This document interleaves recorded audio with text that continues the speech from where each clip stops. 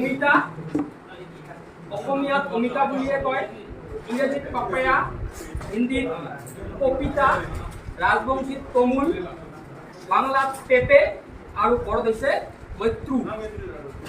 2 নম্বৰত আমি লিখিছো মাটি কঁঠাল, যাক ইংৰাজীত কোৱা হয় পাইনএপল, হিন্দীত কোৱা হয় অনানাস, ৰাজবংশীত কোৱা হয় আনাৰস, বাংলাত কোৱা হয় আনাৰসে কেৱল স্পেলিং বেলেগ, আমাৰ কাট কাটা হয় এটা দুষ্ণেৰ, আৰু বড়োত কোৱা হয় ৰৈমালি।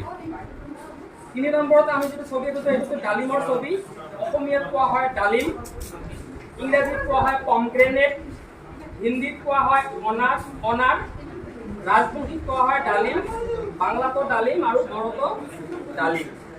4 নম্বৰত আমি ছবি যেটো আছে এইটো হৈছে মধুৰিআমৰ ছবি, অসমীয়াত মধুৰিআম, ইংৰাজীত গুৱা